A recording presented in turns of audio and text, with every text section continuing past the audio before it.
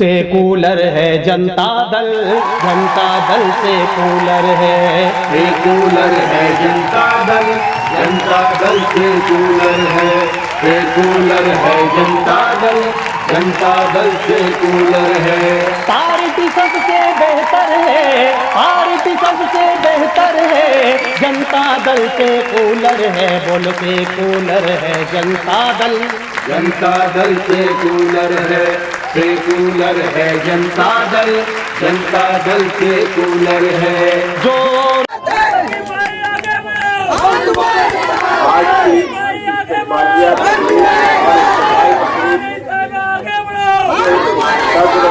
निसारी मोहम्मद तकी, मदार बख्श साहब और जनता दल के तमाम ओहदेदारान, कारपोरेटर और जिम्मेदारान और नजमाबाद और एतराफ की यहाँ पर जो आई हुई अवाम है, अवाम की खिदमत बेहतरीन अमल है। ये ऑफिस खोलने का मकसद यहाँ से जो जिम्मेदारान है उन्होंने उस बोर्ड पर भी लिखा है कि खिदमत पॉइंट, यानी लोगों की खिदमत करना ही उनका मकसद है। मैं सबसे पहले यहाँ के जिम्मेदारान हन्नान सरकार साहब, तौहीद अंसारी साहब, निहाल सैदाई और दूसरे जो उनके साथ रफ्ता हैं उनका शुक्रिया अदा करता हूँ कि उन्होंने यहाँ जनता दल की ब्रांच ऑफिस खोली। आज मालेगांव शहर में मैं जो बोलता हूँ कि जनता दल वाहिद पार्टी है जो पक्के एरिया से लेकर कच्चे एरिया में असरअंदाज हो रही है और बराबर से मकबूल है। बाकी शहर में कोई दूसरी पार्टी ऐसी नहीं है जो मालेगांव शहर के हर हिस्से में इसी तरह मकबूल हो रही हो। कुछ पार्टियां ऐसी हैं जो पक्के एरिया में अपनी ताकत रखती हैं, कुछ पार्टियां ऐसी हैं जो कच्चे एरिया में ऐसी अपनी ताकत रखती हैं, मगर जनता दल वाहिद ऐसी पार्टी है जो पूरे शहर में अपनी ताकत रखती है। और ये उसी का एक नमूना है कि मालेगांव शहर में जनता दल की 2 पार्टी ऑफिस, एक नंदन टावर कुदवाई रोड और एक आगरा रोड पर जारी है जहां से आवाम की खिदमत की जा रही है। दूसरी किसी सियासी पार्टी की 2 ऑफिस मालेगांव शहर में ऐसी नहीं है जहां से कामकाज किया जा सके। कुछ सरकारी जमीन पर कब्जा करके बैठे हैं, वहां क्या होता है ये भी आवाम को पता है। ये ऑफिस खोलने का जिम्मेदारान का मकसद ये है कि यहाँ से वोटर लिस्ट से लेकर 65 साल बेवा फंड ये सब काम काज हो और इनको अगर कुछ दुश्वारी आए ऑनलाइन काम काज करने की तो आगरा रोड अवामी राब्ता ऑफिसर आकर कराएंगे। इसी मकसद से खोली गई है कि एतराफ से लोग यहाँ से अपना फायदा उठाएं। जिम्मेदारान आज वक्त तय कर देंगे यहाँ पर काम काज किस वक्त किया जाएगा, उस वक्त में यहाँ से लोग अपना अपना काम करें और फायदा उठाएं और इनके रास्ते में रहें। आज जिस हिस्से में ये प्रोग्राम रखा गया है, मैं इससे पहले भी बोला कि ये हिस्सा 10 साल से ऐसे लोगों को वोट दे रहा है जो कारपोरेशन में इख्तिदार में है। यहाँ पर तो आने से पहले ये समझ में आ जाना चाहिए था कि ये मेयर का वार्ड है, वो भी मुसलसल मेयर रहने वालों का वार्ड है, मगर हकीकत में ऐसा नहीं है। अगर मालेगांव शहर में सबसे ज्यादा कंप्लेन किसी हिस्से से हमको आती है तो वो इन्हीं सब एरिया से आती है जो मेयर का एरिया कहलाता है। आज 10 साल से आपकी वोट लेकर तकरीबन 10 साल से ही इख्तिदार में है। अभी रिजवान सर बोले कि 2,500 करोड़, मैं बोलता हूँ 5,000 करोड़ पर रावण बन के ये कारपोरेशन में 10 साल से बैठे हैं।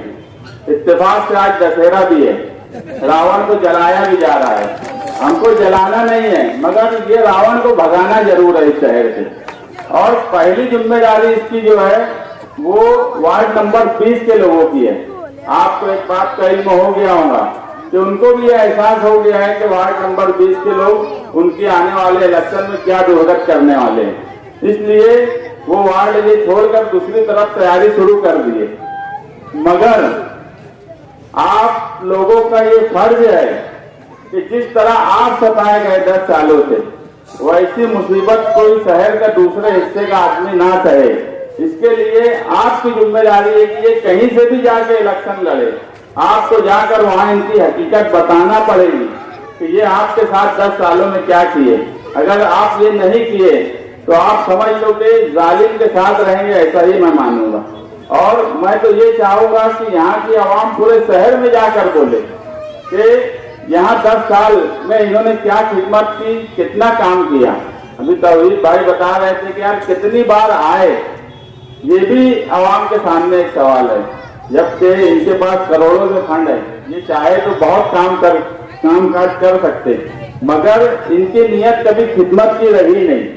सिर्फ ठेकेदारी करना, ठेकेदारी में करप्शन करना, और इसी नीयत से जब आदमी काम करेगा तो सिवाय पैसे के उसको कुछ सोचता नहीं। लाखों यानी करोड़ों रुपए की बात तो हर वक्त बोली जाती कि ये 100 करोड़ आ रहा, ये इतने करोड़ आ रहा, कारपोरेशन का इतना करोड़ है, मगर मालेगांव की जो दुर्गत है, जो दुर्गत बनी हुई है, वो दुर्गत ऐसी है कि अब शहरियान को समझाने की भी जरूरत नहीं। हमारे सामने आज से 5-7 साल पहले ऐसा सवाल था कि लोगों को समझाने की जरूरत थी कि ये क्या करते हैं। अब पूरा सब ओपन हो गया आवाम के सामने, क्योंकि जो सड़कें हैं, जो तामीरात है, वो खुद आवाज दे रही है कि इन्होंने तरक्की के नाम पर क्या किया। उसके बाद ये बोलते हैं कि आने वाले वक्त में काम करेंगे। अरे पहले तो तुमको हिसाब देना है। आज तुमने जो 5 साल इख्तियार में मुसलसल रहे हो, उसका हिसाब आवाम को पहले देना है, उसके बाद बाकी की सब बात होंगी। ना अवामी खिदमत के नाम पर अब ये लोग, ये खानवादा सिर्फ घर भरने की कोशिश कर रहा है, सिवाय इसके कि रुपया पैसा कैसे कमाया जाए। हाँ, ये जरूर है कि रुपया पैसा कमाने में आपस में इनके मसले मसाइल चल रहे, जो अवामी तौर पर भी अब नजर आने लगे। वो झगड़ा सियासी या अवामी काम काज का नहीं है, वो तनाजा और झगड़ा भी सिर्फ रुपया पैसा कमाने का है कि कौन से मैडम का लड़का ज्यादा कमा ले रहा, हम क्यों ज्यादा नहीं कमा पा रहे। ये तनाजा नहीं है कि वो ज्यादा काम कर ले रहे, हम ज्यादा क्यों नहीं कर पा रहे। आज जो आप मीडिया में सुन रहे हो, ये इस्तीफा दे रहे हैं, कभी बोल रहे हैं उसूल ये रहेगा, ये सब झगड़ा भी आपस में रुपया पैसा बटोरने और हलोरने का है। इसी मकसद से इनके यहाँ झगड़ा भी चल रहा है। और जरूरी नहीं है कि ये झगड़ा चलेगी।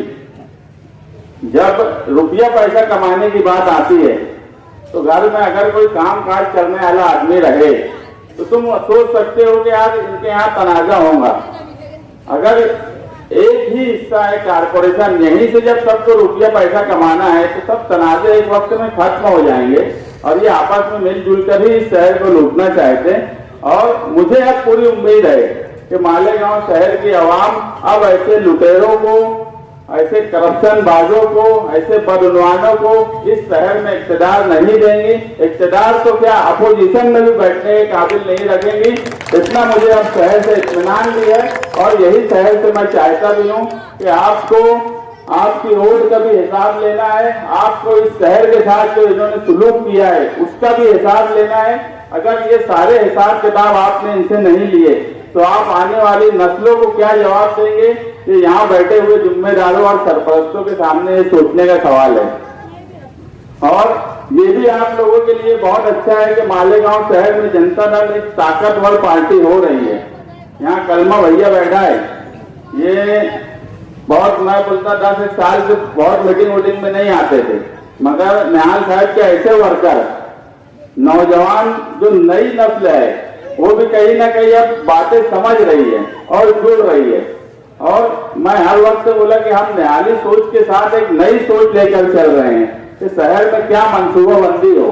हमारे पास पढ़े लिखे लोगों की एक बड़ी टीम है जो एक मंसूबाबंद तरीके से काम काज कर सकती है। हमारे पास मंसूबाबंदी है हर काम काज करने की। हम हवा में बात नहीं करते कि हम बोल दिए कि घर घर पानी देंगे, घर घर नल आएगा, उसके बाद प्रेस कॉन्फ्रेंस ले लिया, अखबार में छप गया, उसके बाद उससे कोई बात भी नहीं की जाती।